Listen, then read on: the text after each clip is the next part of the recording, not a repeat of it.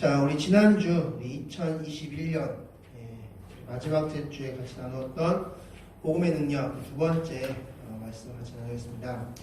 오늘 말씀은 바로 일곱 집사, 우리가 일곱 집사라고 하죠. 일곱 집사로 불리는 7명을 초대교회가 세운 그 말씀을 같이 나누도록 하겠습니다. 이 말씀을 통하여서 초대교회 당시에는 어떻게 문제들을 해결했었는지 그것을 같이 나누도록 하겠습니다.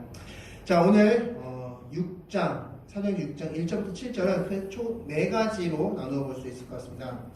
먼저 초대교회 당시의 상황을 우리가 볼 수 있고, 그리고 문제에 대해서 볼 수 있고, 또한 그것을 해결하는 방법을 볼 수 있고, 또한 이 모든 것을 적용할 때 어떻게 적용할 것에 대해서 같이 나눠볼 수 있을 것 같습니다.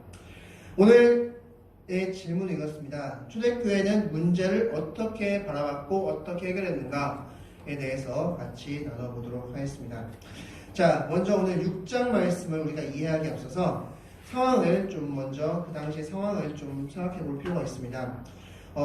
사도행전 5장으로 넘어가겠습니다. 사도행전 5장 우리 18절 말씀, 사도행전 5장 18절 말씀 다 같이 한번 이렇게 17절 18절 우리 두 절 읽겠습니다. 17절과 18절 다 같이 읽겠습니다. 시작.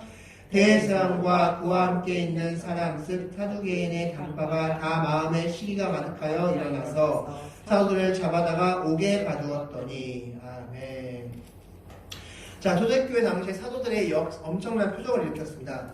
그러니까 이 종교 지도자들이 이 사도들을 다 잡아서 감옥에 가두게 됩니다. 자, 그랬는데 19절 말씀 보면 주의 사자가 밤에 옥문을 열고 끌어내어 이르되 말씀하고 있습니다. 즉 그때 천사가 나타나서 그들이 갇힌 감옥에 오게 되었고 그들을 옥문에서 끌어내었습니다. 즉 옥에서 끌어내어서 거리에 나가게 했습니다. 그러면서 20절 말씀 보면 가서 성전에 서서 이 생명의 말씀을 다 백성에게 말하라 하면 일어나서 그 말씀을 전하였다 말씀하고 있습니다. 자, 옥문에서 나온 그들은 다시 자기네 집으로 들어온 것이 아니라 길거리로 나가서 그 복음을 전하게 되었습니다. 그 복음을 성경에서는 생명의 말씀이다 라고 말씀하고 있습니다. 바로 복음은 곧 생명이다 라는 것을 말씀해 주고 있습니다. 자, 그렇게 생명의 말씀을 막 전하고 있었는데 이 소식을 들은 종교 지도자들이 21절부터 40절까지 보면은 이 종교 지도자들이 이 사도들의 사역을 방해하기 시작합니다. 그리고 그들을 다시 잡아냅니다. 그리고 그것을 금지시키기 위해서 사도들에게 채찍질을 가합니다. 그때 당시에 채찍질은 40에 하나 감한 매로써 채찍을 다스렸습니다. 즉 39대 정도 매질을 했습니다. 왜냐하면 40대까지 맞으면 사람들이 죽을 수 있다고 생각했기 때문에 40에 하나 감한 매 39대를 채찍질했습니다. 그렇게 채찍을 맞고 고통을 받았지만 우리 41절 42절 말씀 다 같이 읽겠습니다. 41절과 42절입니다. 읽겠습니다. 시작. 사도들은 이 이름을 위하여 능욕받는 일에 합당한 자로 여기심을 기뻐하면서 공의 앞을 떠나니라. 그들이 날마다 성전에 있든지 집에 있든지 예수는 그리스도라고 가르치기와 전도하기를 그치지 아니하니라. 아멘. 자, 그렇게 채찍을 맞았습니다. 40절 말씀, 5장 40절 말씀에 채찍을 맞고 나서 41절과 42절 말씀 보면 그러나 그들이 채찍받고 능욕받는 일에 합당한 자, 내가 하나님의 복음 때문에 이렇게 고통받는구나 라면서 기쁘게 여겼다 말씀하고 있고 그들은 날마다 성전에 있든지 집에 있든지 예수는 그리스도다. 즉 예수님께서는 구원자다. 예수께서 내 죄를 다 사해 주신 그 구원자다. 죄에서 건지신 그런 구원자다. 라고 가르치기와 전도하기를 그치지 않았다라고 말씀하고 있습니다. 자, 그렇게 전하니까 이 42절과 6장 1절 사이에 엄청난 폭발적인 부흥이 일어나게 됩니다. 그래서 6장 1절 말씀 보면 그때에 라고 적혀있습니다. 그때에. 바로 이 그때는 바로 5장 42절 그 이후로서 제자들이 폭발적으로 늘어나는 그때를 말합니다. 즉 엄청난 부흥이 일어났던 그런 상황을 말하고 있습니다. 즉 지금 6장 1절부터 7절은 그런 폭발적인 상황에 일어났을 때 폭발적인 부흥이 일어난 그 상황에서 일어난 일을 기록하고 있다라고 생각하시면 됩니다. 자, 그렇다면 이제 6장 1절 말씀 우리 다시 한번 다 같이 한번 읽겠습니다. 6장 1절입니다. 다 같이 읽겠습니다. 시작. 그때 제자들이 더 많아졌는데 헬라파 유대인들이 자기의 과부들이 매일의 구제에 빠짐으로 히브리파 사람을 원망하니. 아멘. 자, 그때 제자가 더 많아졌다고 했습니다. 제자들이 더 많아졌는데 그때 문제가 생겼습니다. 바로 헬라파 유대인들과 히브리파 유대인들 사이에 문제가 생겼는데 먼저 헬라파 유대인들과 히브리파 유대인들이 어떤 사람들인지를 먼저 설명해 드리도록 하겠습니다. 헬라파 유대인들이 하면 타 지역, 자이든 타이든 타 지역으로 갔다가 타 국가로 갔다가 죽음을 앞에 두고 다시 자신의 조국인 유대 땅으로 돌아온 사람들을 헬라파 유대인들이라고 합니다. 즉 이제 죽음을 앞두고 있다가 그때 당시에는 뭐 죽음을 앞두고 있다가 죽기 직전에 죽음을 앞두고 이제 자신들의 유골은만큼은 자기가 태어났던 자기가 살았던 그 유대 땅에 묻히고 싶다라는 생각을 가진 사람들이 많았고 그래서 이 유대 땅에 돌아와서 이곳에서 죽음을 맞이하는 사람들이 많이 있었다고 합니다. 그래서 이 헬라파 유대인들은 바로 그러한 사람들을 가리키는 말입니다. 이것은 성경을 통해서 확인할 수 있는데 출애굽기 13장 19절 말씀 우리 화면을 통해 보겠습니다. 다 같이 읽겠습니다. 시작. 모세가 요셉의 유고를 가졌으니 이는 요셉이 이스라엘 자손으로 단단히 맹세하게 하여 이르기를 하나님이 반드시 너희를 찾아오시리니 너희는 내 유고를 여기서 가지고 나가라 하였음이니라. 아멘. 자, 이제 출애굽하고 나서 애굽에서 출애굽하고 때의 사건인데 그때 모세가 그의 조상인 요셉의 유고를 가지고 나갔다고 나와 있습니다. 이는 앞서서 출애굽기 말씀 보면 창세기 말씀 보면 요셉이 마지막 유언에서 내 유고를 이곳이 아니라 내 조국에 묻어달라고 했습니다. 그 유언을 받들어서 지금 모세가 가지고 나가는 겁니다. 즉 그때 당시에 유대인의 사상에서는 자신의 죽음만큼은 자신의 땅에서 이루어진다는 사상이 있었고 요셉도 그랬고 지금 사도행전에 나오는 헬라파 유대인도 그러했다는 것입니다. 자, 그렇게 헬라파 유대인들은 그런 사람들이고 히브리파 유대인들은 어떤 사람들이냐면 바로 대대손손, 자자손손 그 유대 땅을 떠나지 않았던 사람들입니다. 고향을 떠나지 않았던 사람들을 히브리파 유대인들이라고 합니다. 여기서 헬라파 혹은 히브리파라고 부르는 이유는 그들이 사용하는 명칭에 따라서 불렸습니다. 헬라파는 그때 당시에 헬레니즘 문화에 살았던 사람으로서 헬라 문화, 헬라 언어를 사용했기 때문에 헬라어를 사용했기 때문에 헬라파 유대인들을 불렀고 히브리파 유대인들은 아람어, 즉 히브리어를 사용했기 때문에 히브리파 유대인들이라 불렀습니다. 즉 헬라파 유대인과 히브리파 유대인에 대한 명칭은 그렇게 정해졌습니다. 즉 헬라파 유대인들은 타 지역에 있다가 돌아왔고 히브리파 유대인들은 그곳에 쭉 살았는데 자, 문제가 생겼죠. 6장 1절 보면 헬라파 유대인들이 중에서 과부들의 구제가 빠졌다고 나와 있습니다. 앞서 말씀드렸지만 헬라파 유대인들이 고향에 돌아오는 이유 중에 하나는 바로 죽음을 앞두고 자신의 마지막 육체는 자신의 고향에 묻히기를 바라서 돌아오는 사람들이 다 거의 대부분이었다고 말씀드렸습니다. 그 중에서 과부라 하면 그렇게 돌아온 사람들 중에 남편을 일찍 여였거나 돌아온 이후에 남편을 잃은 사람들이 많았다는 것입니다. 그렇즉 여기서 과부는 나이가 꽤 많은 그런 분들이었을 것입니다. 즉 그런 분들의 구제가 빠지게 되었습니다.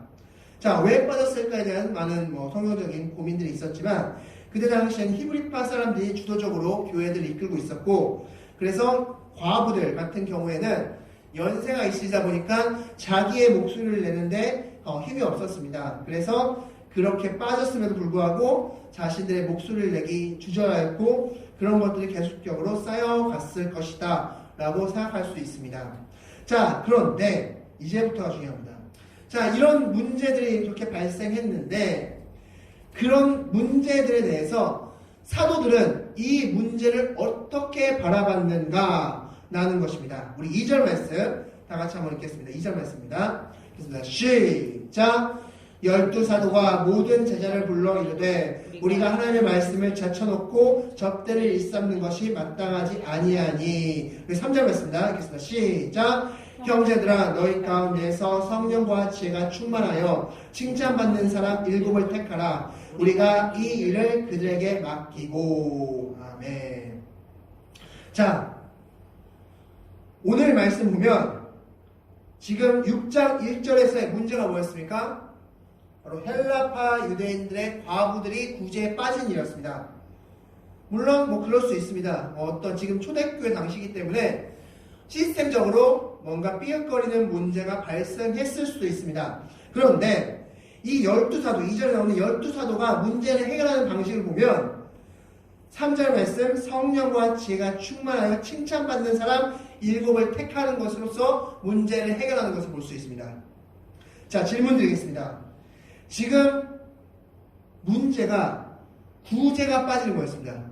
과부들의 구제가 빠지는 것이 문제였는데 왜 성령과 지혜가 충만한 7사람을 세웠을까요?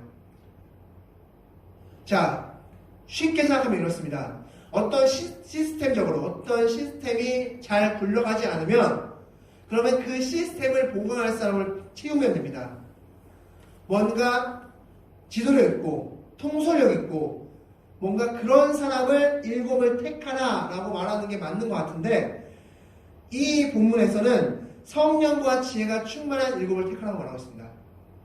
지금 시스템이 잘못되고 뭔가 구제가 다 구제하는데 과부들의 구제가 계속 빠지는 상황이 연출되고 있다면 그것을 대처할 만한, 그것을 잘 이끌고 갈 만한 사람을 뽑는 것이 맞을 것 같은데 그런데 성경을 보면 성령과 지혜가 충만한 사람 7을 택하라고 말하고 있습니다.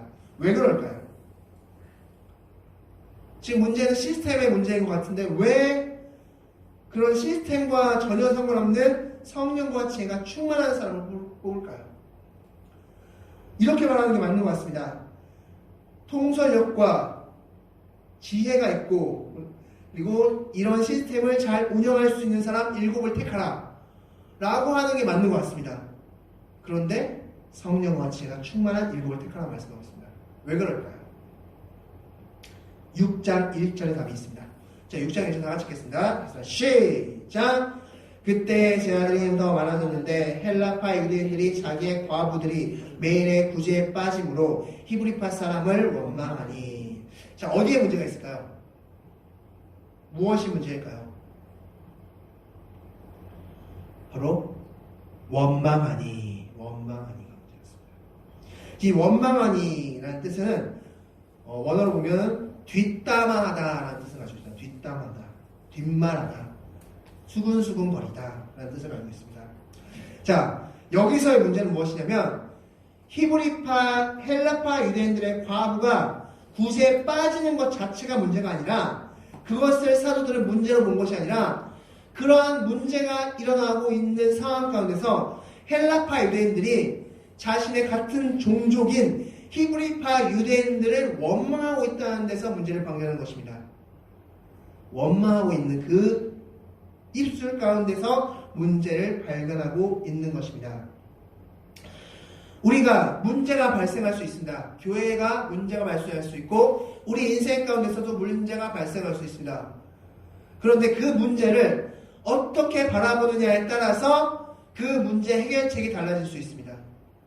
만약 그 문제를 시스템적으로 또한 어떤 세상적인 관점으로 그 문제를 바라보면 세상적인 기준을 세우고 세상적으로 문제를 접근할 것입니다.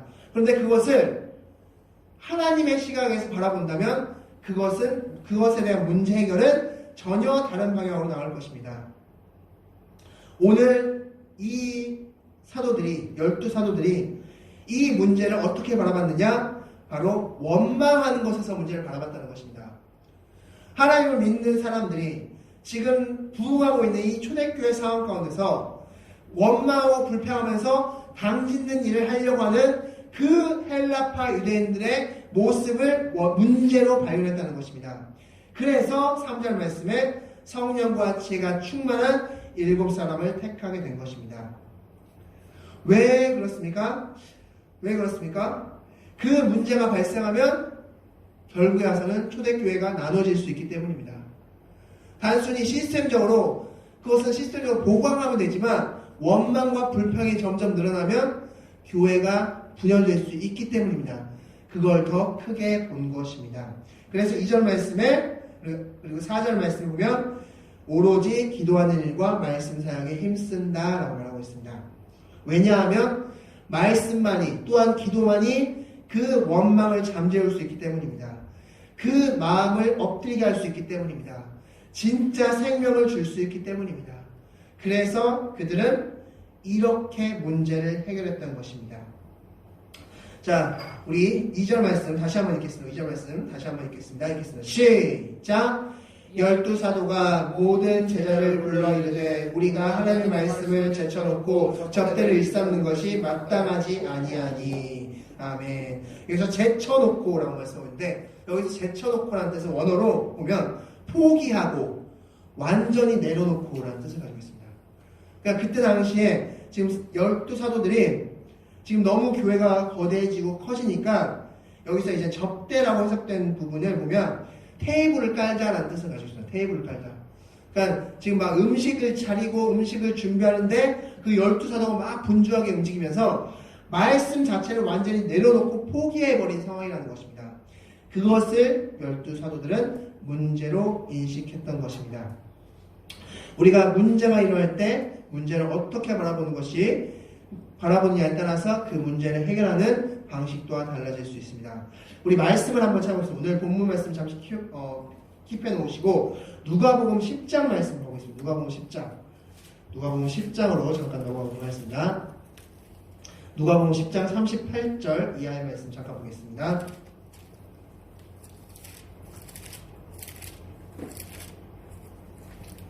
자, 누가복음 10장 38절부터 시작해서 42절까지의 말씀 보면 마르다와 마리아에 관련된 이야기 나옵니다. 자, 예수님과 그의 무리들을 집에 초대했던 마르다가 분주하게 막 집안일을 하고 있었죠. 그런데 마리아는 예수님 말씀을 듣고 있었습니다.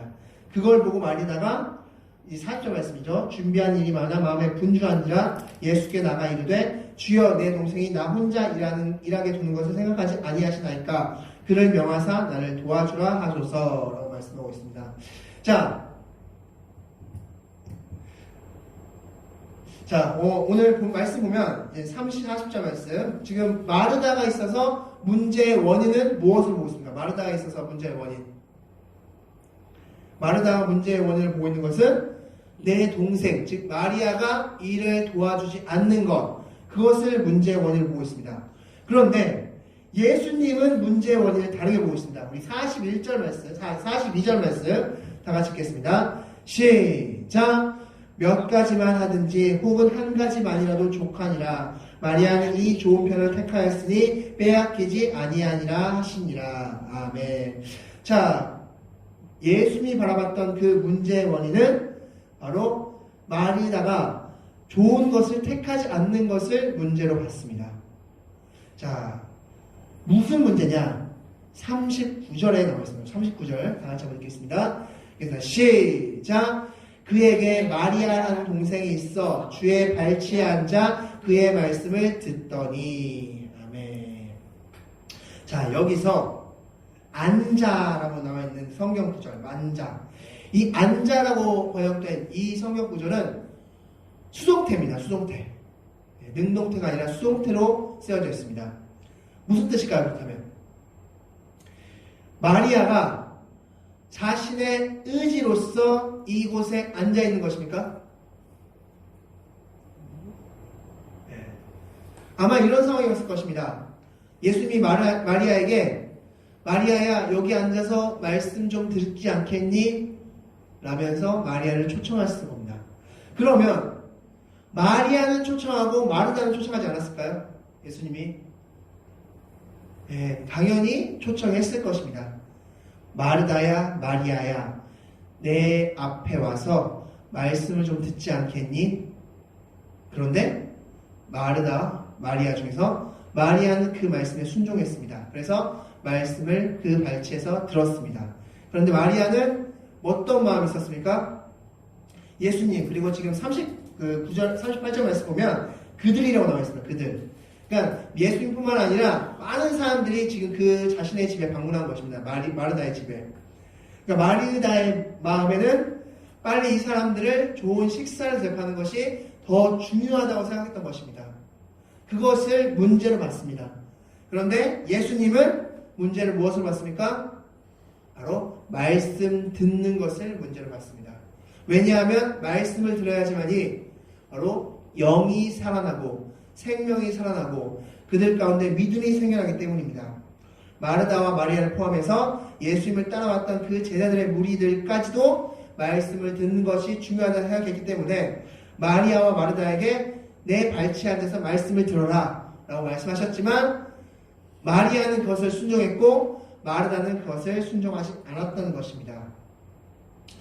문제의 원인을 어떻게 보느냐에 따라서 이 문제를 해결하는 방식 또한 달라질 수 있다는 것입니다. 만약에 마르다가 봤던 문제 방식으로 봤다면 마리아는 벌떡 일어나서 언니를 도왔어야 됐습니다. 그러나 문제 방식이 말씀 듣는 것이 중요하다는 것으로 문제를 봤다면 마르다는 집안일을 잠시 멈추고 예수님 발치에 앉았어야 됐습니다.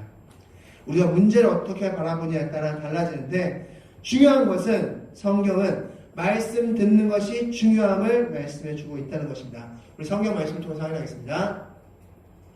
자, 신명기 8장 3절 말씀 다 같이 읽겠습니다. 시작! 너를 낮추시며 너로 줄이게 하시며 또 너도 알지 못하며 내 열조도 알지 못하던 만나를 내게 먹이신 것은 사람이 떡으로만 사는 것이 아니요 여호와의 입에서 나오는 모든 말씀으로 사는 줄을 너로 알게 하려 하심이니라. 아멘. 바로 예수님께서도 인용하셨던 이 말씀이죠. 사람이 떡으로만 살 것이 아니요 하나님의 입으로 통해서 나오는 모든 말씀으로 산다라고 말씀하고 있습니다. 우리가 중요한 것은 바로 말씀으로 살아가는 것, 그것이 중요함을 말씀해 주고 있습니다. 다시 본문으로 넘어가겠습니다. 다시 본문으로 넘어가면 바로 12사도들은 문제를 원망하는 것을 봤고 그 원망은 말씀을 제대로 먹지 않았기 때문에 원망함이 나온다라고 봤습니다. 우리도 마찬가지입니다. 우리가 어떠한 일이 일어날 때 또한 분주한 상황 가운데서 공허한 마음과 갈급한 마음이 일어날 때 그렇다면 우리는 그 문제를 내가 하나님의 말씀과 하나님의 기도 가운데서 벗어나서 이러한 일이 있었구나, 이러한 일이 생겼구나 라고 생각하면서 다시 말씀과 기도의 삶으로 돌아가야 될 줄 믿습니다. 바로 그곳에 답이 있는 경우가 너무나 많이 있다는 것을 기억하시기 바라겠습니다. 자, 그럼 이제 3절 이하로 어떻게 12사도들이 어떻게 문제를 해결했는지 우리 3절, 4절 계속하면 읽겠습니다. 3절 말씀 읽겠습니다. 시작! 형제들아 너희 가운데서 성령과 지혜가 충만하여 칭찬받는 사람 7을 택하라. 우리가 이 일을 그들에게 맡기고. 자, 문제의 원인을 무엇으로 봤기 때문에 성령과 지혜가 충만한 7사람을 택했다고 말씀드렸습니까? 원망. 네, 원망한 거. 그래서 말씀의 부족함. 그래서 말씀이 충만한 그들을 택했던 것입니다. 특히 이 7명 중에 한 명인 스데반. 바로 그 스데반은 나중에 이제 그 이후의 말씀 보면 말씀을 전하다가 순교하는 그런 순교자까지 됩니다. 즉 망령과 지혜가 충만한 자를 잘 택했음을 우리가 말씀을 통해서 볼 수 있습니다. 또한 4절 말씀 읽겠습니다. 4절 말씀입니다. 시작! 우리는 오로지 기도하는 일과 말씀 사역에 힘쓰니라 하니. 아멘. 자, 여기서 사역이라고 번역된 이 단어는 디아코니아입니다. 디아코니아. 이 디아코니아의 뜻은 바로 나눠주다라는 뜻을 가지고 있습니다. 나눠주다. 즉 우리는 기도하는 일과 말씀을 나눠주는 일에 충만할 것이다. 전무할 것이다. 라고 말하고 있는 것입니다. 왜 그렇게 이야기했습니까? 문제의 원인이 말씀의 부족에 있었기 때문에, 말씀의 충만함이 있지 않았기 때문에, 그 충만함이 없어서 원망했기 때문에 이러한 결론을 내렸고 이렇게 대처했던 것입니다. 그리고 5절 말씀 보면 이제 7명을 택하는 장면인데 그때 이 7명의 사람의 이름을 보면 헬라 이름입니다. 헬라 이름. 이제 여기서 헬라 이름을 택했다는 것은 바로 이제 헬라파 유대인들을 택했다는 걸 볼 수 있는데 이것은 지금까지 히브리파 유대인들이 주도하고 있었던 이 초대교회 사역을 헬라인들과 함께 연합했다. 즉 지금 원망함을 통해서 초대교회가 갈라질 뻔했는데 그것을 지금 5절 말씀에서 봉합했다. 봉합되었다라는 것을 간접적으로 성경을 통해서 보여주고 있는 것입니다. 즉 한 공동체가 다시 되었음을 말씀해주고 있습니다. 그리고 6절 말씀 보면 사도들이 그들을 세우고 기도하고 안수했다 말씀하고 있습니다. 즉 모든 일을 기도로서 시작했음을 말씀해주고 있고, 자 그러면 7절 말씀 우리 다 같이 한번 읽겠습니다. 7절 말씀입니다. 시작. 하나님의 말씀이 점점 왕성하여 예루살렘에 있는 제자의 수가 더 심히 많아지고 허다한 제사장의 무리도 이 도에 복종하니라. 아멘. 자 1절 말씀 보면 제자가 더 많아졌다 말씀하고 있는데 7절 말씀 보면 제자의 수가 더 심히 많아졌다 말씀하고 있습니다. 심히 더 많아졌다 말씀하고 있어요. 심히 많아.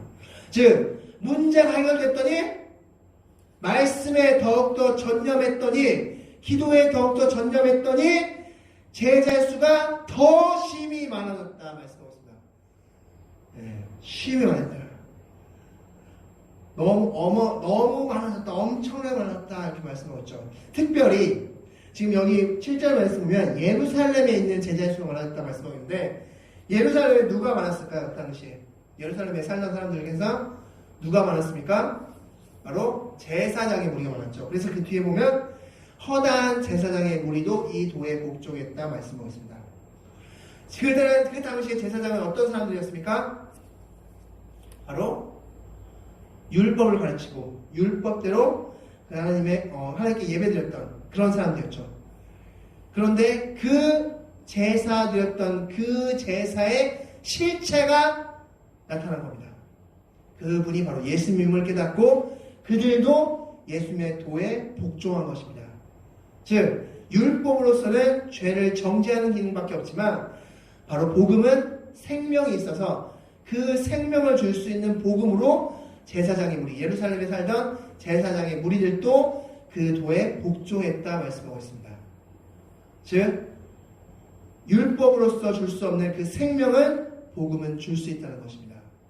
예수님이 내 죄를 대신하셔서 죽으시고 다시 부활하셨음을 정말 믿는다면 그 믿음 가운데서 생명을 얻을 수 있다라고 말씀드릴 수 있습니다. 바로 그렇게 해서 초대교회는 이 문제를 지혜롭게 해결했습니다. 결론적으로 초대교회가 문제를 해결할 수 있었던 이유는 바로 문제의 원인을 정확히 파악했고 문제의 원인을 정확히 해결했고 그 문제를 해결한 그 문제의 답을 진행했기 때문에 이렇게 큰 부흥을 일으킬 수 있었다는 것을 기억하시기 바라겠습니다. 자, 그럼 이것을 이제 저희 마지막 네 번째로 적용해 보도록 하겠습니다.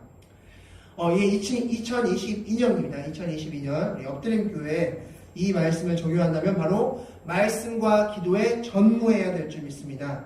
바로 이것이 지금 교회에 있는 모든 문제와 어려움들을 해결할 수 있는 방법이라고 기억하시면 되겠습니다. 자, 여기서 한 가지 제가 말씀드릴 것이 있습니다. 우리 다 같이 한번 따라해 보도록 하겠습니다. 기도는 시간을 정해서 하고 말씀 읽기는 시간을 정하지 않고 한다. 자, 무슨 소리냐? 기도는 시간을 정해서 하는 겁니다. 매일 난 저녁 9시에 기도하겠다. 매일 난 저녁 11시에 기도하겠다. 난 매일 새벽 1시에 기도하겠다. 새벽 6시에 기도하겠다. 이렇게 기도를 정해서 하는 겁니다. 그리고 말씀 읽기는 시간을 정하지 않고 여유 시간마다 하는 것이 성경 읽기입니다.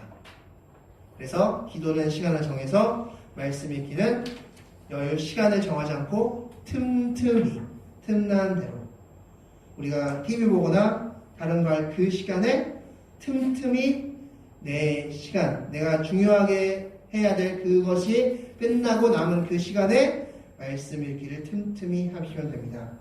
그리고 기도 시간은 정해서 내가 몇 시에 하겠다 그리고 몇 시간 하겠다 내가 매일마다 7시부터 9시까지 기도하겠다 라고 정했으면 그 시간만큼은 빼놓고 그 시간을 무조건 채운다 생각으로 기도하시는 겁니다. 말씀 읽기는 틈틈이 시간 날 때마다, 여유 시간 때마다, 빈 시간 때마다 틈틈이 하는 것입니다. 자, 그래서 이제 기도의 중요한 세 가지, 그리고 말씀 읽기의 중요한 세 가지를 나누고 기도 통장과 말씀 읽기를 같이 나누겠습니다. 기도 통장은 기도 포인트 세 가지를 말씀드려요. 첫 번째는 기도는 창조주 하나님과의 대화 시간입니다. 이 세상을 창조한 하나님과 내가 대화한다? 굉장히 가슴 설레는 일일 것입니다. 기도는 창조주 하나님과의 대화 시간입니다. 두 번째, 기도는 하나님의 마음을 아는 시간입니다. 즉, 하나님이 듣고 싶으신 말, 하나님이 듣고 싶어 하시는 그 말을 하는 시간이 바로 기도 시간입니다. 그리고 세 번째로, 침묵도 기도의 한 시간입니다. 우리가 기도할 때 우리가 하고 싶은 말을 다 기도한 후에 예수님의 이름으로 기도합니다. 아멘으로 끝나는 경우가 많습니다. 그런데 침묵도 기도의 시간입니다. 침묵을 통해서 하나님이 무슨 말씀하시는지를 듣는 것이고, 침묵을 통해서 하나님과 교제하는 것입니다. 그것이 바로 기도인 것입니다. 그래서 기도는 창조주 하나님과 대화하는 시간이고, 하나님의 마음을 아는 시간이고, 또 침묵도 기도의 시간으로서 하나님의 마음, 하나님과 교통하는 시간임을 기억하면서 기도하신다면 충분히 우리가 기도의 시간을 정해서 할 때 충분히 기도하실 줄 믿습니다. 또한 말씀 읽기는 세 가지를 말씀드리면, 첫 번째로는 1년에 1독이라는 목표를 세우지 않습니다. 즉, 성경을 틈틈이 읽는다. 만약 내가 10시간이 오늘 일이 일찍 끝나서 10시간 5시간 있다. 그럼 5시간 동안 성경을 읽는 것입니다. 성경을 읽는 것. 만약에 내가 10시간이 오늘은 30분밖에 없다. 그럼 30분 동안 성경을 읽는 것입니다. 그렇게 읽다 보면 1년에 1독 읽는다는 계획을 세우면 하루에 3장씩 읽으면 1년에 1독이 있습니다. 그런데 10시간 5시간 읽는데 난 1년에 1독 읽어야지. 딱 그런 계획을 세워버리면 3장 읽고 딱 끝입니다. 나머지 4시간 반은 4시간 40분은 그냥 버리는 시간이 되어버릴 수 있습니다. 그러므로 성경을 정말 몇백 독 읽으신 목사님들께서 말씀하시는 바로는 1년에 1독이라는 계획은 세우지 않는다. 즉 말씀 읽기는 계획을 세우지 않고 하는 겁니다. 무조건 여유 시간마다 하는 것입니다. 무조건 여유 시간. 그리고 성경 읽을 때는 성경을 손가락으로 가리키면서 눈으로 따라가면서 읽고, 모르는 부분은 넘어가면서 읽는 것입니다. 또한 성경의 큰 구조를 보면 구약은 족장시대, 사사시대, 왕정시대, 그들의 왕에게 보내는 선지자들의 메시지로 구성되어 있고, 신약은 복음서, 그리고 사도행전, 그리고 사도행전에 나오는 1차, 2차, 3차, 4차, 그리고 마지막 전도여행, 로마까지의 모든 전도여행과 그것들에 관련된 서신서가 적혀있고, 마지막 계시록으로 이루어져 구조를 보시면 되겠는데, 자, 제가 주보 놓는 곳에 어떤 그것을 말씀드리겠습니다. 첫 번째, 이것은 바로 기도 통장입니다. 이것은 기도 통장으로서 이 뒷면을 보시면 이렇게 날짜가 달력이 적혀 있습니다. 이 달력에다가 오늘 내가 기도를 몇 시간 했는지를 적는 겁니다. 1분에 10,000원으로 해서 만약 내가 기도를 1시간 했다. 그러면 얼마입니까? 60만원. 60만원을 하나님께 드리는 겁니다. 2시간 했다. 그럼 120만원을 적습니다. 그래서 그 밑에 빈 공간, 각 달력 칸마다 밑 공간에다가 120만, 60만. 이것을 적을 수 있는 이유는 무엇입니까? 기도 시간을 정해놓고 하는 것이기 때문입니다. 그래서 내가 매일마다 난 2시간씩 기도하겠다. 그럼 매일마다 120만원씩을 쌓이는 겁니다. 통장에 120만원을 기도 통장에 넣는다 생각하시면 됩니다. 그래서 이것을 어떻게 하느냐? 매주 예배 때 이 기도 통장을 헌금함과 함께 헌금을 드릴 때 같이 넣는 것입니다. 나는 그러면 일주일에 내가 실제로 드리는 금액은 얼마 안 되지만 나는 정말 마음껏 내 모든 걸 다 드리고 싶다는 그 마음으로 하나님께서 나에게 주신 시간을 돈으로 환산해서 드립니다 라는 의미로 이 기도 통장을 여러분들이 금액을 적어서 그 1분에 10,000원씩으로 계산해서 적어서 이것을 매주마다 헌금함에 넣는 것입니다. 그래서 나는 이번 주에 이렇게 헌금 드립니다. 그래서 실제 헌금과 기도 통장 헌금을 같이 드리면 되겠습니다. 또 말씀 읽기는 말씀 구약과 신약 그리고 각 분류별로 나와 있습니다. 그래서 한 책씩 나는 오늘 사도행전을 읽겠다. 그럼 사도행전 1장부터 읽어 나가는 시작하시는 겁니다. 그래서 말씀드린 대로 시간을 정하지 않고 시간 날 때마다 틈날 때마다 성경을 읽어 나가시고 이것을 다 표시하시면 저희 말씀하시면 다른 카드로 또 교체해 드리도록 하겠습니다. 그래서 성경책에 다 꽂아 놓으셨다가 매일마다 성경 읽으시고 하루가 다 끝났을 때 오늘 내가 읽은 분량을 표시해 놓으시면 되겠습니다. 그래서 이건 역시 이것과 그래서 1년 동안 내가 이것을 적어도 한 6번 읽겠다. 그렇게 생각하시고 7번 읽겠다. 이렇게 생각하시면서 읽어 나가시면 되겠습니다. 그래서 오늘 본문 말씀에서처럼 말씀 읽기와 기도 생활에 전무하셔서 오늘 초대교회가 문제가 있었지만 그 문제의 원인을 어떤 시스템적으로 어떤 사람들의 그런 부족했던 모습으로서 찾는 것이 아니라 말씀과 기도가 부족했구나. 아하, 그거구나. 그럼 말씀과 기도를 해야겠구나. 말씀과 기도에 충만한 삶을 세워야겠구나. 라고 그런 식으로 문제를 해결해서 7절 말씀에 쉼이 많아지는 역사가 일어났음을 기억하시기 바라겠습니다.